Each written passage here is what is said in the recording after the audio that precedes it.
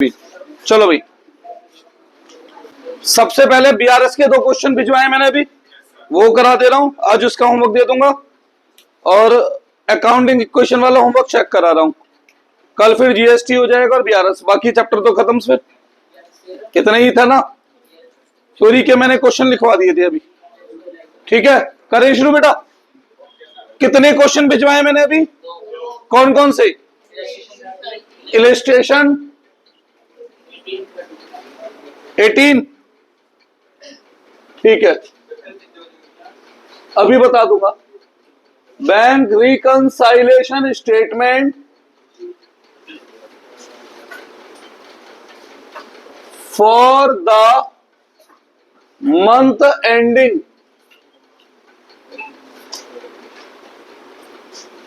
बताओ बेटा। जो मैंने अभी क्वेश्चन आपको दिया भिजवाया है, उसमें कौन से मंथ की बात हो रही है? 30 अप्रैल 2025। कोई एक जना क्वेश्चन पढ़ने की जिम्मेवारी लो, कौन ले रहा है? हाँ, prepare bank reconciliation statement as on 30 April 2025 for Jyoti Sales Private Limited. All the information given below. बेटा अब 1 मिनट, चारों यहां ध्यान दे लो। हाँ जी, bank overdraft as per cash book, overdraft as per cash book है। कहां लिखूंगा, प्लस में या माइनस में? ओवरड्राफ्ट होता है तो बेटा माइनस में लिखते हैं। कितना? 1,10,450। कोई डाउट है इसमें? अब एक तरफ कैश बुक, एक तरफ पासबुक, और इन्हें दोनों को करना है बराबर। स्टार्टिंग पॉइंट क्या है मेरे पास? Cash book. स्टार्टिंग पॉइंट क्या है? Cash book. बोलिए बोलिए। Cheque issued on 20 April 2025 but not credited. हमने चेक इशू किया तो हमारे हिसाब से हम क्या कर रहे हैं? पेमेंट। तो जब हम पेमेंट करते हैं तो हमारे खाते से हम पैसे कम करेंगे। कितने रुपए? बैंक में ये चेक प्रेजेंट नहीं हुआ, बैंक वालों ने कितनी पेमेंट की? 0। दोनों को क्या करना है? बराबर। स्टार्टिंग में क्या है हमारे पास? तो इस कैश बुक को हमें पासबुक के बराबर यानी 0 बनाना है। तो यहां 0 बनाने के लिए बताओ मैं क्या करूं? प्लस 15,000 प्लस में लिखो और ये वाली लाइन उतार दो। Check issued but not presented. Check issued but not presented. Cash book, passbook. बेटा तो उन्होंने इसके सॉल्यूशन में इसे प्लस में लिखा है ना, समझे? तो सब चीजें उल्टी दिखेंगी अब, अपोजिट, क्योंकि उन्होंने बेस आइटम को ही उल्टा कर दिया है। क्लियर? अगला पॉइंट बोलो वेदांश, पढ़ बेटा। Check deposited but not credited. हमने बैंक में चेक डिपॉजिट किया, बेटा यहां पे ध्यान दीजिएगा। हमने बैंक में चेक डिपॉजिट किया तो हमारे हिसाब से हमारे खाते में पैसे बढ़ेंगे कम होंगे? कितने रुपए? 15,000। पर बैंक ने इसे अभी तक क्रेडिट नहीं किया है, तो बैंक ने पासबुक में अभी तक नहीं लिखा। बराबर बनाना है तो कैश बुक को 0 के बराबर करना है। क्या करूं? -22,750। और ये लाइन एज इट इज इसके सामने उतार दो। Check deposited but not credited. सही है? Next, cash book, passbook. बोलिए। Check deposited by customer credited and account was not advised by the bank. Cheque Deposited by customer credited and account was not advised by bank. Bank ने deposit, bank में customer ने deposit किया है तो मुझे पता है, बैंक को पता है। बैंक कौन सी बुक में एंट्री करता है? तो बैंक ने पासबुक में पैसे बढ़ा दिए होंगे, कितने? और कस्टमर ने हमें या बैंक ने हमें इन्फॉर्म करा नहीं है, तो हमने कितने बढ़ाए होंगे? बराबर बनाना है। स्टार्टिंग पॉइंट क्या है? तो इस कैश बुक को पासबुक के बराबर बनाना है मुझे। ऐसा क्या करूं कि कैश बुक पासबुक के बराबर हो जाए? प्लस 47,200 और ये लाइन एज इट इज उतार दो। Direct deposit by customer into bank. कोई डाउट है इसमें? अगला point, cash book passbook. Interest was debited by bank on 27 April to purchase, but not no advice received. Interest debited by bank. पहली बात तो बताओ, बैंक कौन सी बुक में एंट्री करता है? पासबुक में। डेबिट का मतलब क्या बता रखा है मैंने? माइनस। तो बैंक ने माइनस कर दिया कितना? 12,115। 12,115। और हमें एडवाइस मिली नहीं है, तो हमने क्या करा होगा कैश बुक में? जीरो। दोनों को क्या बनाना होता है? कैश बुक को पासबुक के बराबर बनाना है। तो ऐसा क्या करूं कि कैश बुक पासबुक के बराबर हो जाए? माइनस 12,115। 12,115 और इंटरेस्ट डेबिटेड बाय बैंक।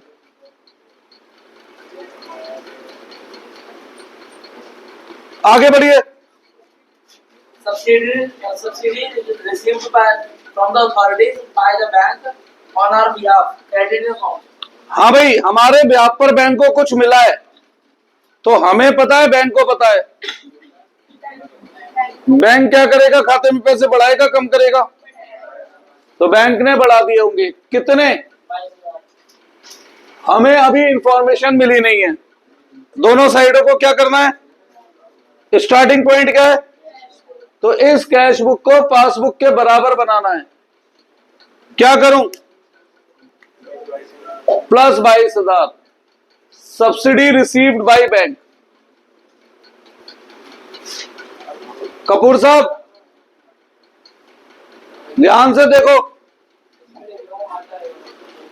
हर वो चीज जो मैं प्लस कर रहा हूं इन्होंने माइनस की होगी, हर वो चीज जो मैं माइनस कर रहा हूं इन्होंने प्लस, क्योंकि इनका तरीका प्लस माइनस वाला नहीं है बेटा। सही है? आगे बढ़ो। Amount wrongly debited by bank. Bank कौन सी बुक में एंट्री करता है? और पासबुक में डेबिट मतलब माइनस। बैंक ने गलती से माइनस करा है, कितने रुपए? हमें पता नहीं है। बराबर बनाना है दोनों को, इसे माइनस 2400 बनाना है। क्या करूं? माइनस 2400। तो interest wrongly debited by bank, यही था ना? Wrongly debited by bank. आगे बढ़ो। Amount wrongly credited by bank. Credited by bank का मतलब क्या था?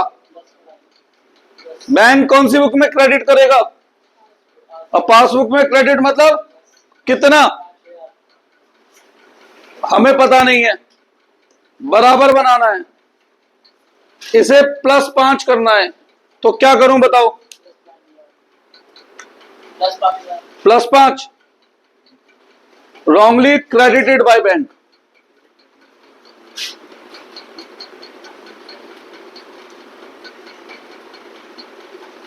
आगे बताओ। बस टोटल करो।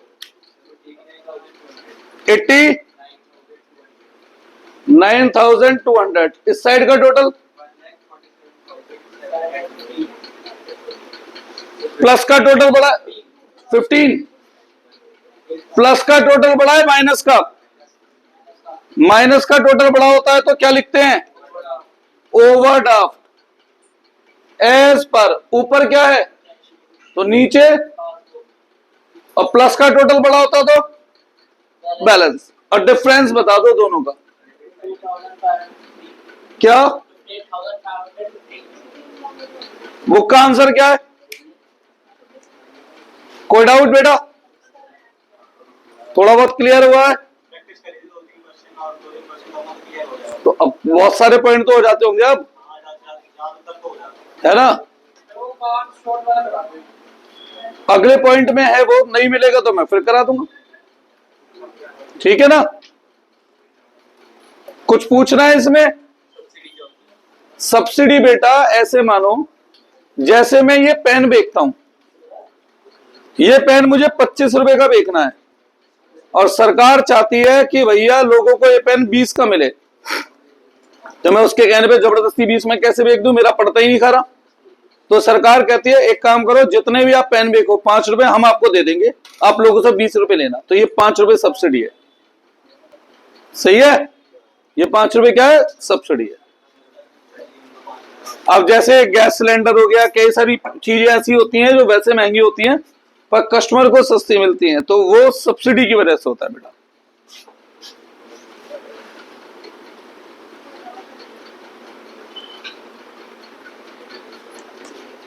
अगले क्वेश्चन में किस मंथ की बात हो रही है ये बताओ मुझे। 31 मार्च, आगे 25 की।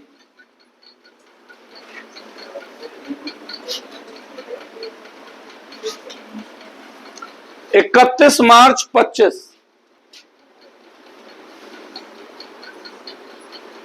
ठीक है। बोलिए, कोई एक जना क्वेश्चन पढ़ो। Bank overdraft balance as per passbook was 12,000 whereas cash book shows credit balance of 47. अब देखो सुनो, इसमें हमें पासबुक का बैलेंस भी दे रखा है और अब पता है इस क्वेश्चन में हमें आंसर पता है कैसे। अगर मैं पासबुक से शुरुआत करूंगा तो कैश बुक वाला आंसर निकल कर आएगा, और कैश बुक से शुरुआत करूंगा तो पासबुक वाला आंसर निकल कर आएगा। जब दोनों बैलेंस दे रखे हैं तो यानी एक आंसर बन जाएगा और एक स्टार्टिंग पॉइंट। तो पिछला क्वेश्चन हमने पासबुक के हिसाब से किया था, कैश बुक के, तो ये वाला पासबुक के हिसाब से करते हैं। तो पासबुक के हिसाब से बताओ क्या दे रखा है। Bank overdraft balance as per passbook. Overdraft as per passbook दे रखा है, ठीक है। हाँ बेटा, जब दोनों की बिना तो हमारी मर्जी। ओवरड्राफ्ट एज पर पासबुक कितना दे रखा है? 12,000। ओवरड्राफ्ट है तो किसमें लिखेंगे? माइनस में। ओवरड्राफ्ट है तो किसमें लिखेंगे? हाँ, कैश बुक लेके चलोगे तो पासबुक वाला आंसर बन जाएगा, पासबुक लेके चलूंगा तो कैश बुक वाला आंसर बन जाएगा। हाँ भाई, दोनों की बिना तो आपकी मर्जी है, कोई भी एक पकड़ दो दूसरा आंसर बन जाएगा, सही है ना।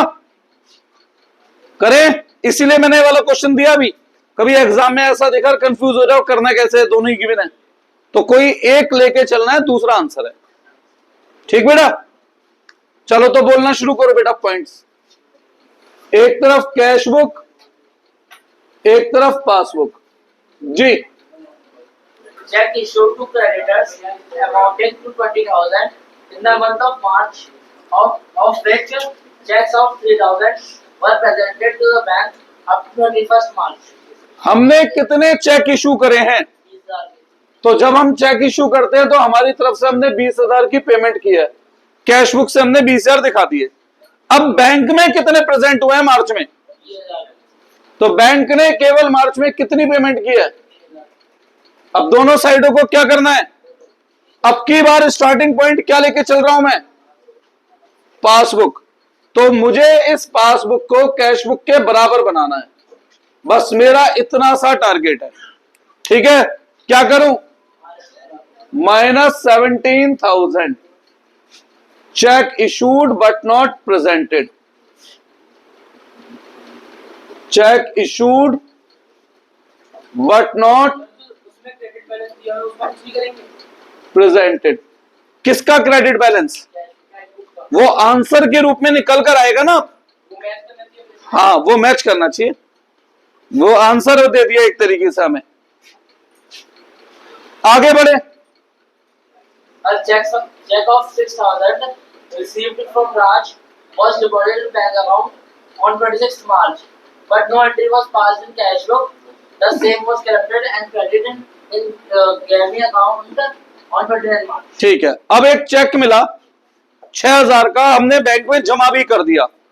हम कैश बुक में लिखना भूल गए, पर चेक का पैसा बैंक को मिल भी गया और उसने हमारे खाते में जमा भी कर दिया है, ठीक है। मतलब बैंक में तो डिपॉजिट हो गया और हम कैश बुक में भूल गए। दोनों को क्या करना है? बराबर। स्टार्टिंग पॉइंट क्या है? पासबुक। इस पासबुक को 0 बनाना है। क्या करूं? -6000। Check receive but not entered in cash, sorry, check receive but not entered in cash book. Check receive but not entered in cash book. कोई डाउट इसमें? आगे बढ़े तो कैश बुक, पासबुक। जी बोलिए अब। A check of 2000 received from Peria on 20 March was recorded in cash form of cash book and was not also bank. अब हमें एक चेक मिला और हमने उसे cash column of cash book में रिकॉर्ड कर लिया। कितने का? तो हमने कैश बुक में लिख लिया, पर यह चेक बैंक में भेजा ही नहीं। तो बैंक ने कितने जमा करे? 0। क्या करूं बराबर करने के लिए? +2 है ये, तो क्या करूं? +2000। सही है, कुछ नहीं करना था यहां, क्योंकि जो मुझे चेक मिला वो मैंने कैश बुक के कैश कॉलम में रिकॉर्ड करा था। और मुझे मतलब कौन से कॉलम से होता है? बैंक कॉलम से। तो क्या वो चेक मैंने बैंक कॉलम में रिकॉर्ड करा? नहीं करा। वो चेक बैंक में जमा भी नहीं करा। तो बैंक ने कितने पैसे डिपॉजिट किए? बैंक ने भी कुछ नहीं करा। जो ऑलरेडी पहले से बराबर है उसे बराबर करने के लिए कुछ नहीं करना है। सही है, याद रखना, मुझे कैश बुक के केवल बैंक कॉलम से मतलब है। मुझे कैश बुक के केवल बैंक कॉलम से मतलब है। ये बात ध्यान में रखनी है बेटा सभी को। कोई वर्किंग नोट नहीं, ये वर्किंग नोट ही है मेरा। तो बस ये लिख देंगे जो मैंने अभी अभी आपको बोला कि भाई ये ट्रांजैक्शन ना तो कैश बुक में रिकॉर्ड हुई ना पासबुक में, तो ये ऑलरेडी बैलेंस्ड है, ये ऑलरेडी रिकंसाइल्ड है। सही है, क्लियर है वाला पॉइंट? आगे बढ़ते हैं। तो फिर जो मैंने करा था वही करते। तो बेटा हम बैंक में नहीं भेजा इसलिए तो पासबुक में नहीं लिखा, पर कैश बुक में तो लिखा है ना। बैंक कॉलम तो कैश बुक में होता है। सही है ना? Cash book, passbook. बोलिए। A bank draft for 5000 favoring Rajesh was taken and recorded in cash book, but bank charges of 40 rupees were not recorded. एक बार मुझे लाइए पड़ा हुआ ट्रांजेक्शन।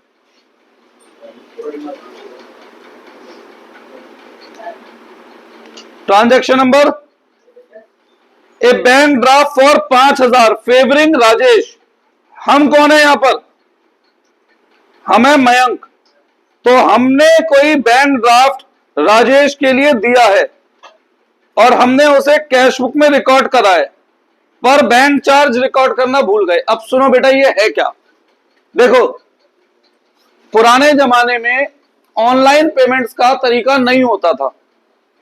तो जब हम स्कूल की फीस वगैरह जमा करते थे तो ऑनलाइन फोन पे, पेटीएम या क्रेडिट कार्ड, डेबिट कार्ड से वो पेमेंट नहीं हुआ करती थी। तो एक ही तरीका बचा, या तो कैश दें। अब कई कॉलेज वाले कहते हैं हम कैश एक्सेप्ट नहीं करते, फिर चेक दें। चेक दे दिया, पता लगा बाउंस हो गया। तो एक तरीका होता था, हम लोग बैंक के पास जाते थे और उसे एक ड्राफ्ट बनवाते थे जिसको हमें पेमेंट करिए उसके फेवर में, और फिर ये ड्राफ्ट हम उस पर्सन को देते थे और उसे इसका पैसा मिल जाता था उसके खाते में। सही है, तो ये बैंक ड्राफ्ट ऐसा होता था। बैंक इस सर्विस के लिए हमसे पैसे लेता था। क्या लेता था? पैसे। तो अब कोई राजेश नाम का पर्सन है जिसे हम 5000 का ड्राफ्ट भेज रहे हैं और उसमें 40 रुपए का चार्ज है, तो बैंक मेरे खाते से कितने पैसे काटेगा? 5040। 5000 रुपए तो ड्राफ्ट के।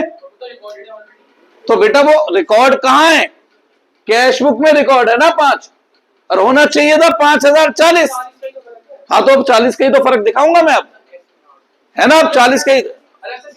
हाँ, मतलब बैंक ने 5040 काटे और हमने केवल कितने काटे? मैं मतलब तो ये है इसका, वो तुक्के में सही हो गया तेरा। हाँ, आंसर में सही आएगा, पर मीनिंग इसका ये है बेटा मीनिंग इसका ये है, ठीक है। तो अब बताओ क्या करूं बराबर करने के लिए? 40 क्या करूं? +40। Bank charge not recorded in cash book.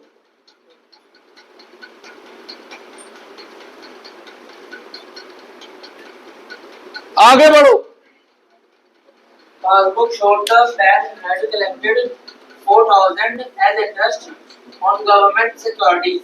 Bank ने कलेक्ट करा है, तो बैंक जब कुछ कलेक्ट करेगा तो हमारे खाते में पैसे बढ़ाएगा कम करेगा बेटा? बढ़ाएगा। तो बैंक ने 4,000 रुपए बढ़ा दिए, हमें नहीं पता, बराबर बनाना है, क्या करूं? बोलो आगे। The bank had charged interest 500. वो अलग है ना बेटा, ये कलेक्ट वाला अलग है, वो अलग है। तो बताओ बराबर करने के लिए क्या करना चाहिए मुझे? -4,000 interest collected by bank, interest collected by bank. अब इसी में आगे और बताओ क्या है बेटा? The bank had charged interest 500 and bank charges 200. These were not recorded in cash. तो बैंक ने इंटरेस्ट और चार्ज लगाया है कितना? 700 रुपए। तो बैंक ने तो खाते से पैसे काटे होंगे, हमें पता नहीं है, बराबर बनाना है, +700 रुपए interest and charge by bank.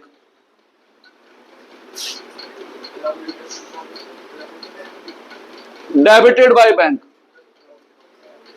कितने? 700 रुपए। आगे बढ़ो। Vavias issued a check of 7,500 as his LIC premium. The check was dishonored due to technical issues. He paid cash to LIC agent. Dishonored check. No entry was passed in cash book for dishonored. सुनो, मैंने किसी person को एक check दिया, कितने रुपए का? 7,500। तो मैंने मेरे हिसाब से मेरे खाते से पैसे काट दिए। ये चेक वो बैंक लेके गया, इस चेक में कुछ कमी निकली, मे बी ओवर राइटिंग थी, मे बी सिग्नेचर मैच नहीं हो, कोई भी कारण था, ये डिसऑनर हो गया। बैंक ने इसकी कितनी पेमेंट दी? बस अब इन्हें बराबर करना है भाई, इसे मुझे कैश बुक के बराबर बनाना है। बताओ क्या करूं? -7,500 check issued but dishonoured, check issued but dishonoured plus हमें मिला है वो बैंक से। आगे बढ़ो, खत्म। अब जरा टोटल करते हैं। प्लस का टोटल है 740 और माइनस का टोटल बताना 39 35,500 39 46,500। अब सुन लो यार बेटा, प्लस का टोटल बढ़ा है माइनस का?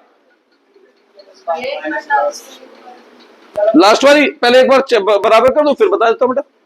प्लस का टोटल बढ़ा है माइनस का? माइनस का बढ़ा है तो क्या लिखूंगा? ऊपर कौन सी बुक है? तो हम क्या लिखेंगे? इनका डिफरेंस। बताओ डिफरेंस क्या आ रहा है?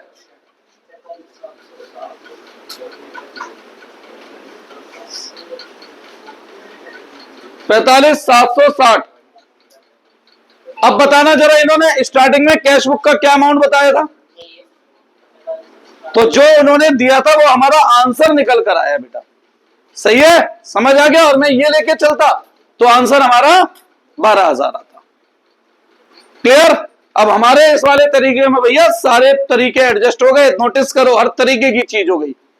हाँ मैडम, आपने लास्ट पॉइंट पूछा, आप इंश्योरेंस एजेंट हैं, मुझे अपनी LIC की किस्त देनी थी, मैंने आपको चेक दे दिया 7,500 का, तो मेरे हिसाब से खाते में पैसे बढ़ाऊंगा कम करूंगा, तो मैंने कम कर दिए।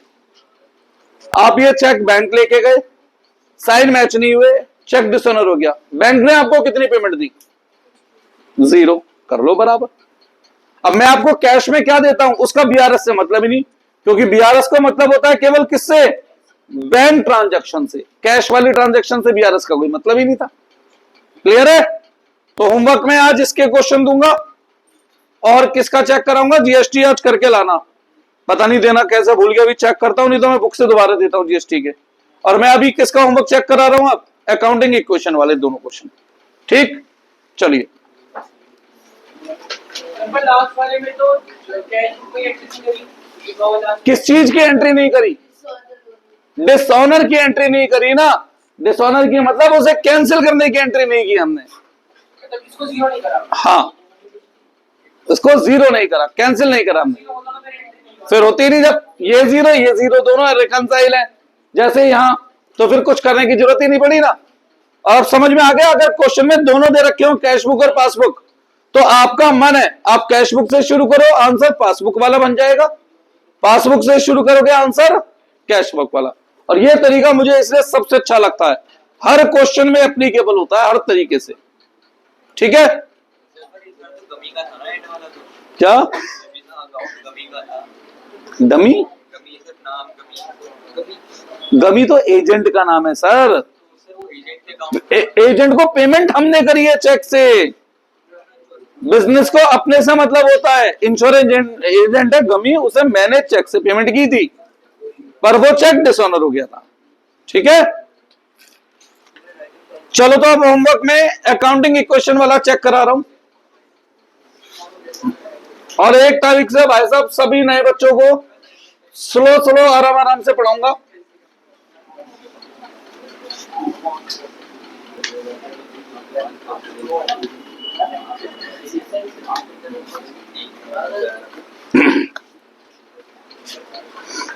चलिए, तो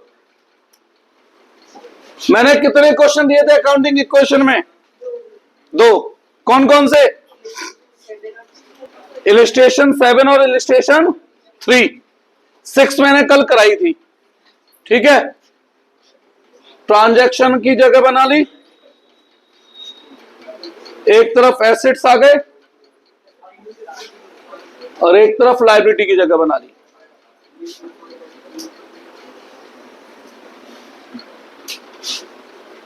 asset is equal to capital plus external liability. बोलो बेटा पॉइंट नंबर 1, इलिस्ट्रेशन 3। इलिस्ट्रेशन 3, हाँ जी।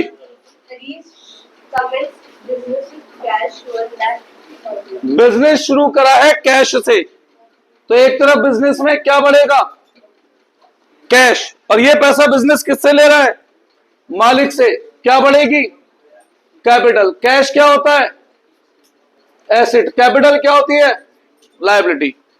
तो एक तरफ कैश बढ़ाओ, कितने रुपए,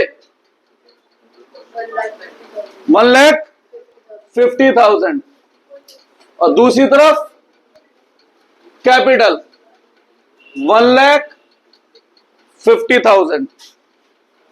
ट्रांजैक्शन नंबर 1, कमेंस बिजनेस।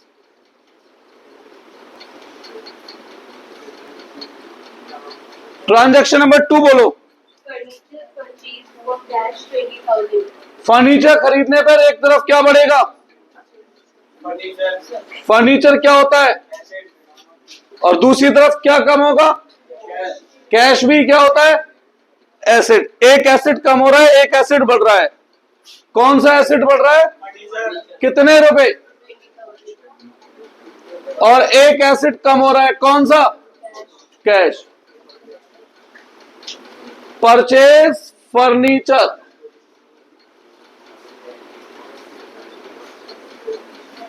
और 2 ट्रांजैक्शन के बाद क्या होता है, बार बार न्यू इक्वेशन।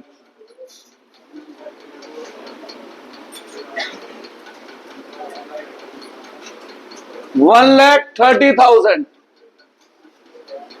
20,000, 1,50,000। आगे बढ़े,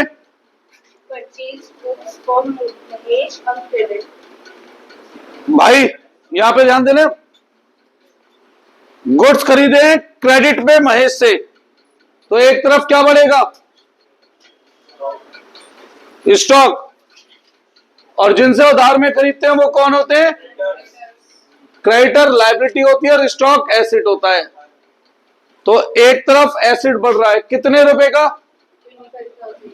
25,000,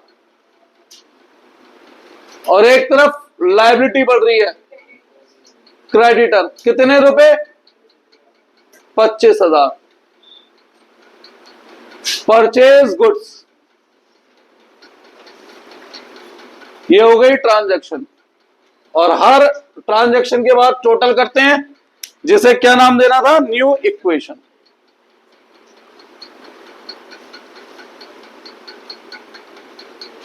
$1,30,000,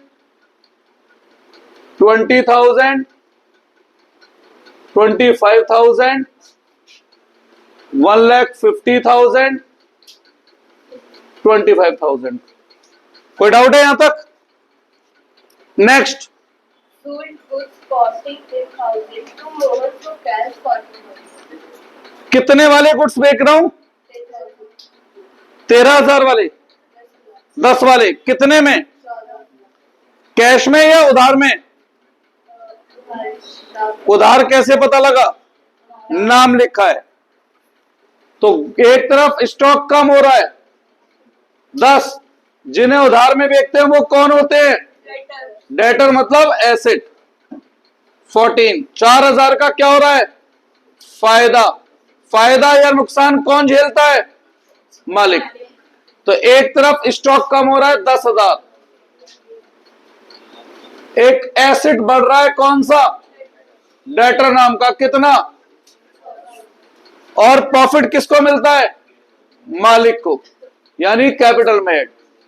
ट्रांजैक्शन नंबर 4, यार बेटा शांति से पढ़ लो प्लीज, नहीं तो मैं जगह उठा के बदल दूंगा। अब न्यू इक्वेशन,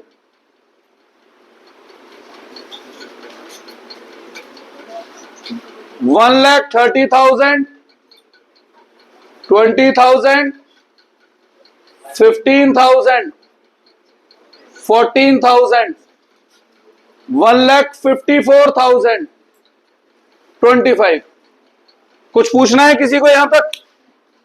नहीं। अगली ट्रांजैक्शन बोलो, Additional additional capital introduced. Capital introduce. तो एक तरफ बिजनेस में क्या आएगा, और मालिक जो पैसा लगाए वो कैपिटल, कैपिटल लायबिलिटी कैश, तो कैश नाम का एसेट बढ़ाओ कितना, 20,000. 20, और 20,000 कहां बढ़ेंगे, कैपिटल में। एडिशनल कैपिटल,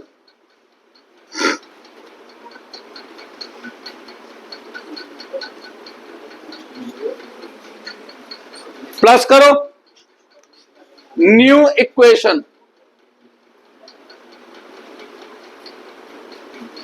$1,50,000, 20,000, 15,000, 14,000, 1,74,000 और 25,000। कोई डाउट है यहां तक? आगे बढ़े। Commission received in advance. Commission ले रहा हूं एडवांस में, एक तरफ क्या आएगा, कैश। अब मैं किसी से पैसा एडवांस में लूं तो काम कब करूंगा, अभी या फ्यूचर में, और जिनके लिए फ्यूचर में काम करना पड़े वो क्या होते हैं, लायबिलिटी। तो एडवांस कमीशन मेरी बना लायबिलिटी, कितने रुपए, 2,000। तो एक तरफ कैश बढ़ाओ 2,000,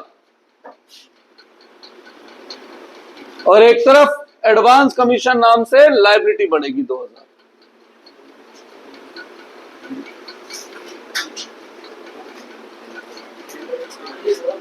रिसीव एडवांस कमीशन, हर ट्रांजैक्शन के बाद क्या करते हैं, टोटल, जिसे क्या नाम देते हैं, न्यू इक्वेशन।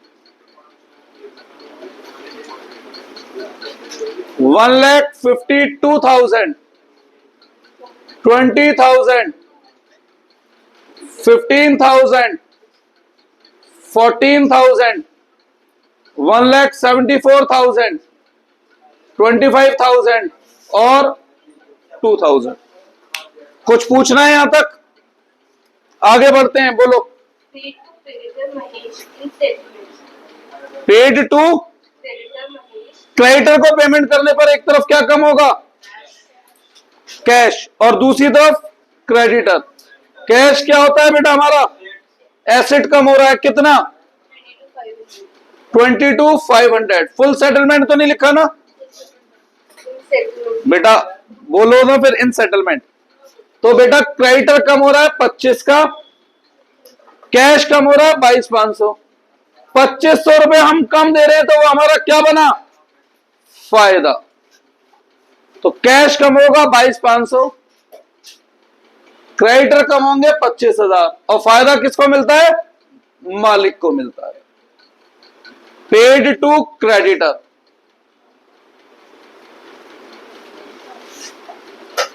और हर ट्रांजैक्शन के बाद टोटल, जिसे क्या नाम देते हैं? New equation. 1,74,500, 20,000, 15,000, 14,000, 1,76,500, 0, 2,000। यहां तक कुछ पूछना है? ये रब कर दूं? बढ़ो आगे। Sold goods costing 15,000 for 80,000, out of which 5,000 received in cash.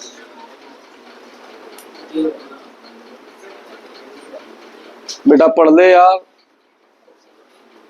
सुन ले। अब बोलो जरा। 15,000 वाले गुड्स 18 में बेचे हैं, और कैश में कितना मिल रहा है? 5,000. 5,000। सुनो तो, स्टॉक कम होगा 15,000, और 3,000 रुपए हो गया मेरा प्रॉफिट। तो मुझे टोटल कितने पैसे लेने हैं? 18, जिसमें से कैश कितना मिल रहा है? तो बाकी पैसा जो अब नहीं मिला वो क्या बन गया? उधार। जिन्हें उधार में बेचते हैं वो कौन होते हैं? डेटर। अब स्टॉक क्या है? एसेट, कम हो रहा है।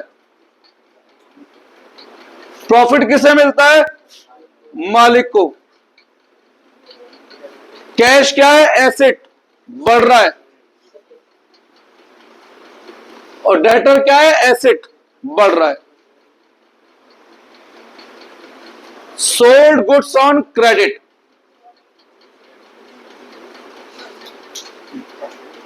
कैश एंड क्रेडिट ऐसे लिख देता हूं।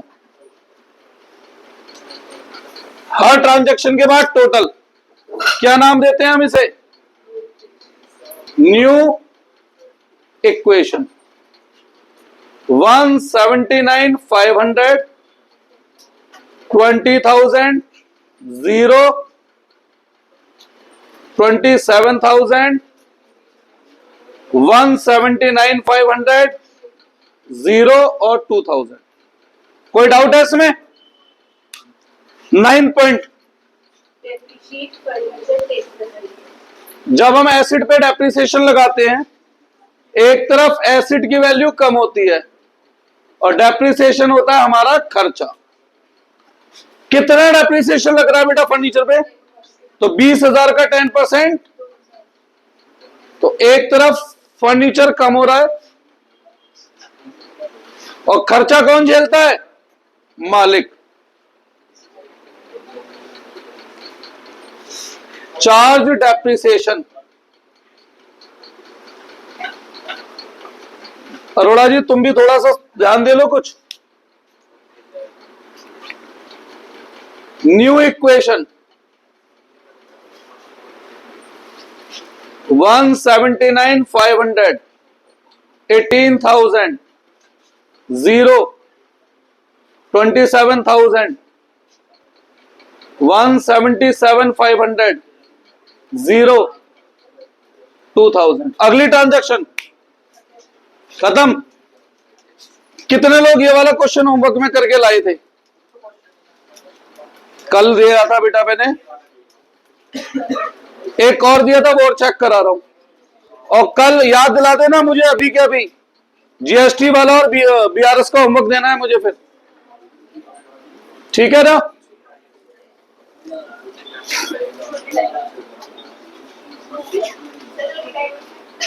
कल की टाइमिंग क्या है? बैच शाम को 6 बजे तो है ही, सुबह तो जिन्हें प्रॉब्लम लेनी है उन्हें दूंगा 8 बजे। वहां परसों से दे दूंगा, तो डेप्रिसिएशन के लिए अलग से टाइम अब। तो प्रैक्टिकल में डेप्रिसिएशन पूछेंगे, मैं भी बता दूंगा फिर टाइम, रात को पूछ लियो, ठीक है ना? 10-11 कैसे मतलब? चलो अभी बात करता हूं।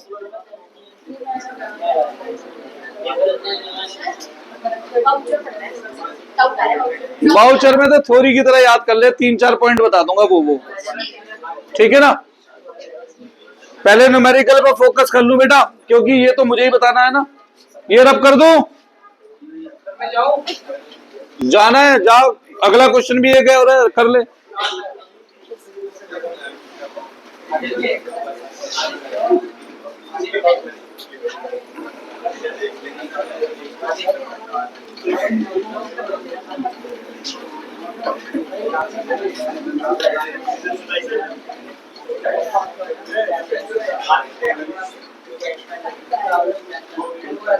बस यहां ध्यान दो।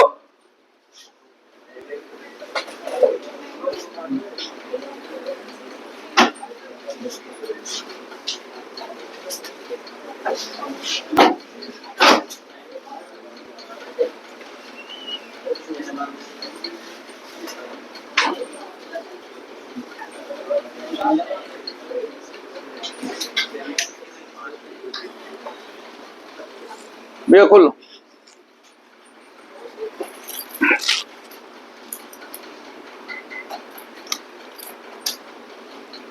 हाँ जी, इलिस्ट्रेशन नंबर 7 पढ़ो पहला पॉइंट।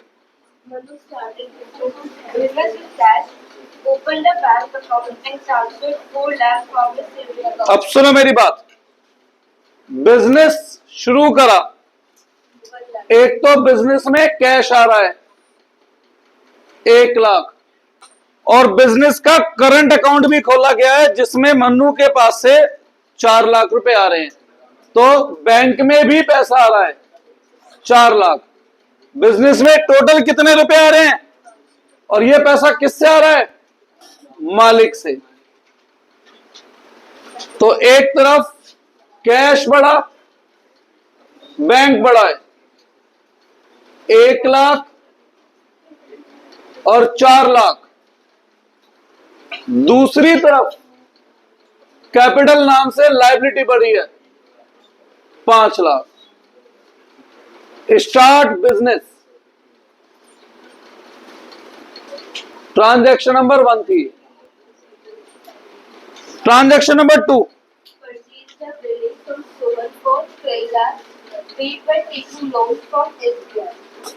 बेटा पूरा नहीं पढ़ती तू। Paid by taking loan from SBI ₹10 lakh. बेटा मुझे सब याद होता है, मैं तुमसे इसलिए पढ़वाता हूं कि तुम्हें पता लगे। हाँ जी, पूरा नहीं पढ़ोगे ना तो मैं गलत करा दूंगा, फिर आप कहोगे बुक से आंसर मैच नहीं हो रहा। पहले वाले पॉइंट में भी देखो मैं रुक गया था जहां आधा पढ़ा था आपने, सेटलमेंट वाला, क्रेडिटर वाला, है ना? काशवी जी एग्जाम में ध्यान रखना, तुम्हारे ही ना मार्क्स कटेंगे बेटा, मेरे नहीं। हाँ बेटा, एक बिल्डिंग खरीदी हमने, कितने की? 12 लाख। बिल्डिंग है एसेट।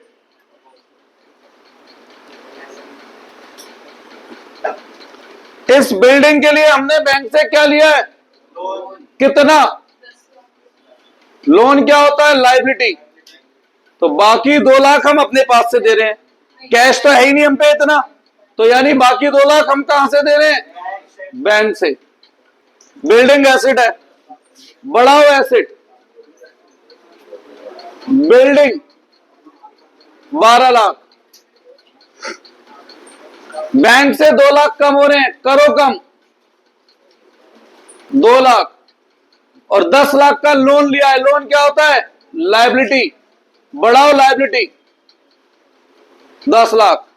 ट्रांजैक्शन क्या हुई? Purchase building.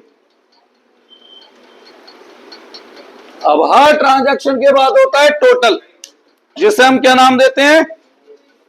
New equation. ठीक है। Transaction number 3, interest loan 20,000 instalment 1 lakh. अब मैं इंटरेस्ट पे कर रहा हूं और बैंक की इंस्टॉलमेंट पे कर रहा हूं। टोटल मेरे पास से कितने रुपए जा रहे हैं? 1,20,000, जिसमें से 1 लाख रुपए लोन के दे रहा हूं, तो लोन कम होगा कितना? और 20,000 इंटरेस्ट दे रहा हूं। इंटरेस्ट क्या होता है? खर्चा। अब बैंक कम हो रहा है 1,20,। अरे 1 मिनट बेटा, टोटल लिखना भूल गया था मैं।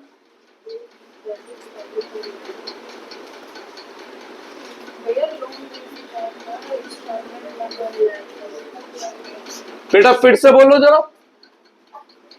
ट्रांजैक्शन बोलो फिर से। Interest on loan 20,000। तो मैंने सही तो करा है, इंटरेस्ट 20,000।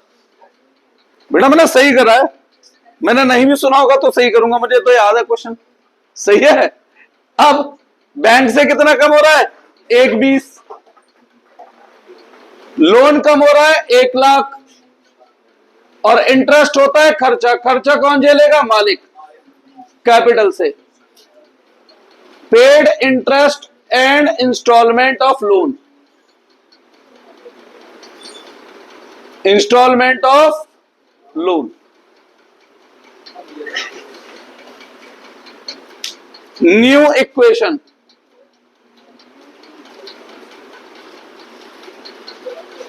एक लाख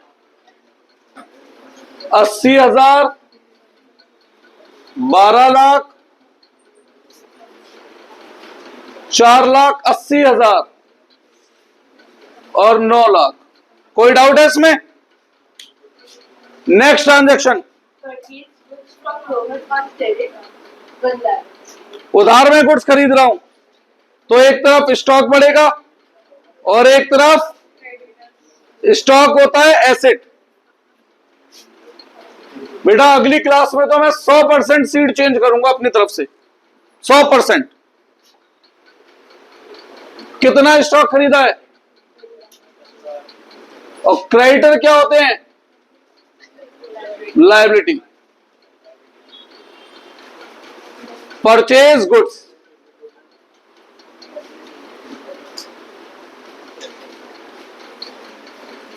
हर ट्रांजैक्शन के बाद सबसे बोरिंग काम यही लगता है, बार बार न्यू इक्वेशन लिखो यार। अच्छा है फाइनल में इसका क्वेश्चन नहीं आता, पका देता है। 6 नंबर का, हाफेली में 6 नंबर का।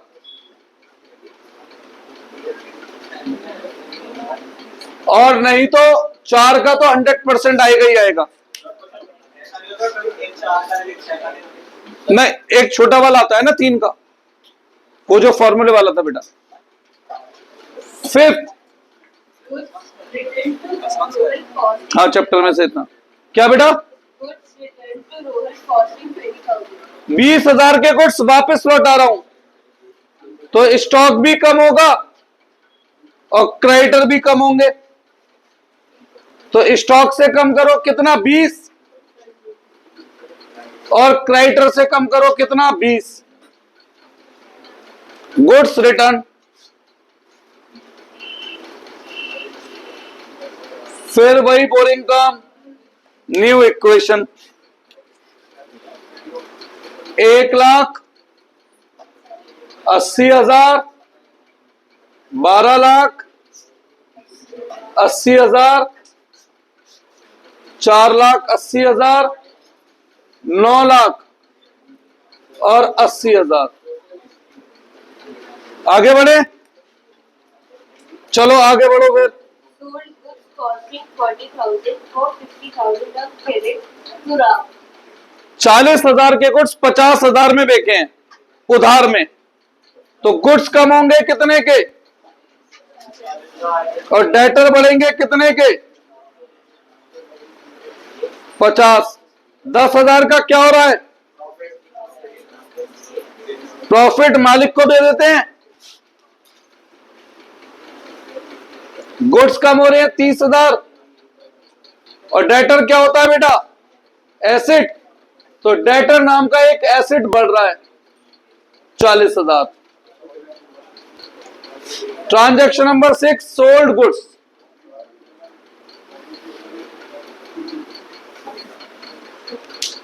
फिर न्यू इक्वेशन में 1,80,000, 12,00,000, 50,000, 40,000, 4,90,000, 9,80,000। कोई डाउट है यहां तक? ट्रांजैक्शन नंबर 7 बोलो। Took goods from business for personal use 10,000. Goods निकाले हैं मालिक ने पर्सनल यूज के लिए। एक तरफ स्टॉक कम होगा और दूसरी तरफ क्या है? ये ड्राइंग है। कितने के गुड्स विड्रॉन कर रहा है? 10,000. 2,000, 10,000. 12, 10। गुड्स कम हो रहे हैं 10 और ड्राइंग कैपिटल से माइनस। फिर new equation 1,80,000, 12,00,000, 40,000, 40,000, 4,80,000, 9,80,000। Transaction number 8। Accrued interest 5,000. ये रब कर दूं बेटा?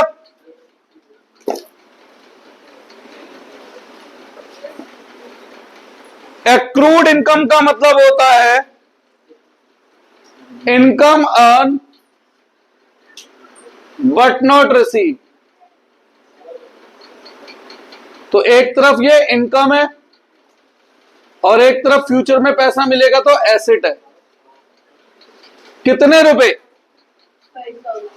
तो एज ए इनकम ये किसे दोगे? मालिक को। और एज ए एसेट अलग से कॉलम बनाओ, एक्रूड इंटरेस्ट 5,000।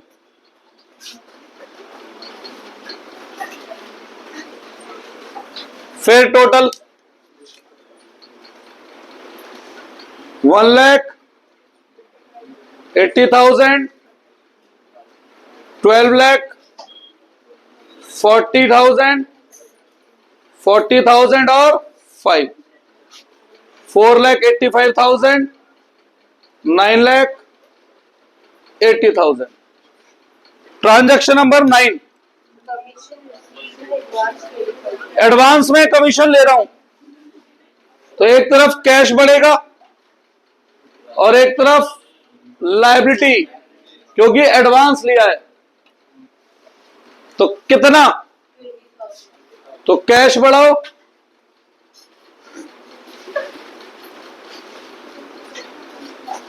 और एडवांस कमीशन नाम से लायबिलिटी बढ़ेगी। कितना? 20। फिर वही टोटल छोड़ो अब 10 पॉइंट आते हैं सीधा। Cash received from Ram 10,000. Cash receive from debtor कितना? 10,000. कैश बढ़ेगा, डेटर कम होंगे। कैश एसेट है plus cash receive from debtor और डेटर कम होंगे कितने? 10,000। बस और भी कुछ है? कोई डाउट? अकुल एक चीज नोटिस कर, जगह भी एक्यूरेट होती है। बेटा उतना एक्सपीरियंस पता है ना मुझे क्वेश्चन पढ़ के, इसलिए मुझे याद होता है, तो तुमसे पढ़वाता हूं। नोटिस करियो हर क्वेश्चन में बराबर बैठती है ना जितनी की जरूरत होती है, ठीक है। तो आज मैं अकाउंटिंग इक्वेशन का होमवर्क दे रहा हूं और बीआरएस का और जीएसटी वाला कल वो और चेक करा दूंगा। तुम्हारे सारे न्यूमेरिकल हो गए 30 तारीख तक, ठीक है। परसों पेपर है ही। चलो दिखाओ एक जना बुक, हटना बेटा, पैर मतलब थोड़ा सा। मैंने जीएसटी में पहले जीएसटी पे आता हूं।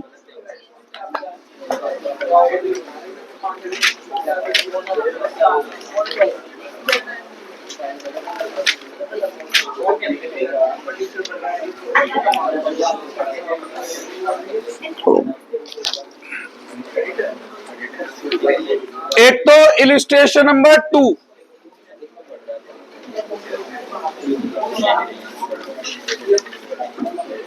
इसके अलावा दिखाना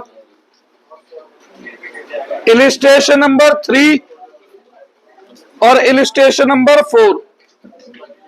इलिस्ट्रेशन नंबर 3 और इलिस्ट्रेशन नंबर 4, ये तो है जीएसटी का बेटा, मैंने बोल भी दिया, बाकी मैं सेंड भी कर रहा हूं। और बीआरएस में देख रहा हूं इलिस्ट्रेशन 14,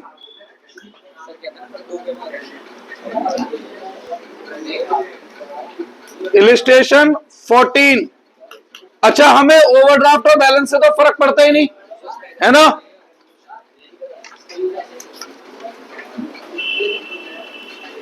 और इलिस्ट्रेशन नंबर 5,